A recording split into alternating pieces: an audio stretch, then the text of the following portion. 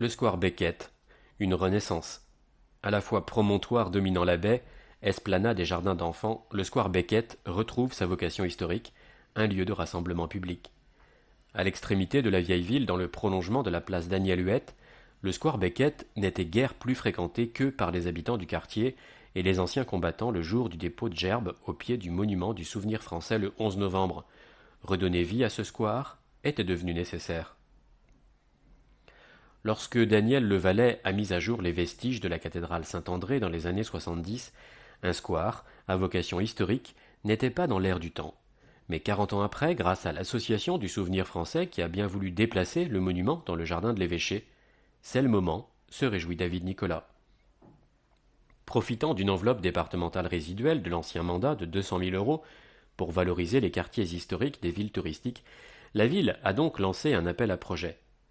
Arnaud Paquin, l'architecte du patrimoine retenu, a réussi à maîtriser un budget raisonnable, dont 250 000 euros pris en charge par la ville, le reste étant subventionné par la ville. Le conseil régional de Normandie, le conseil départemental de la Manche et la réserve parlementaire du sénateur Jean Bizet, tout en redonnant du sens à ce lieu. S'appuyant sur le passé, l'ancien square est réorganisé en 3 espaces. On s'efface derrière une longue histoire, explique Arnaud Paquin. L'esplanade engazonnée correspond à l'emplacement de l'ancienne cathédrale. Le belvédère et le jardin arboré faisaient partie d'un projet abandonné du XVIIIe siècle, tout en redonnant du sens à ce lieu. S'appuyant sur le passé, l'ancien square est réorganisé en 3 espaces.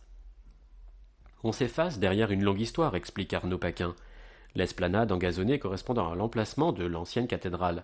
Le belvédère et le jardin arboré faisaient partie d'un projet abandonné du XVIIIe siècle.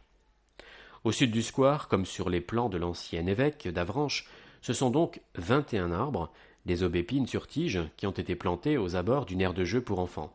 Fidèle au plan fourni par l'archéologue, l'architecte a matérialisé la nef de la cathédrale par un muret en granit, coiffé d'une traverse en chêne sur laquelle s'asseoir. La dalle funéraire qui commémore la pénitence du roi Henri Plantagenet a été replacée à l'endroit du portail nord. Une triple arcade en acier corten de 6 mètres de haut symbolise la porte principale de l'édifice disparu et 2 mâts à facettes de 33 mètres les tours.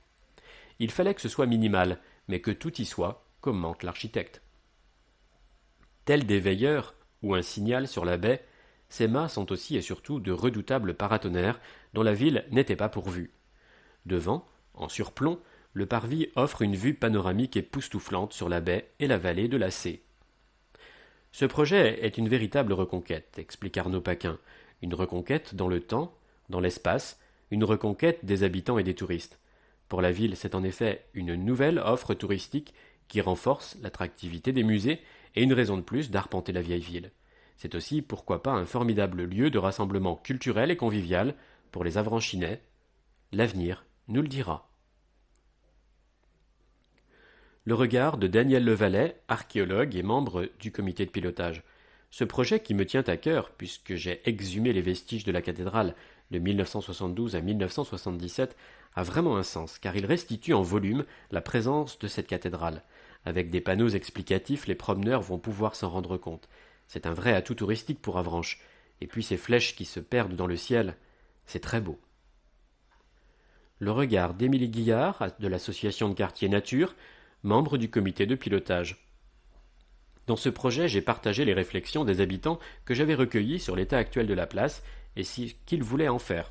J'ai également porté un regard particulier sur la nature et la biodiversité.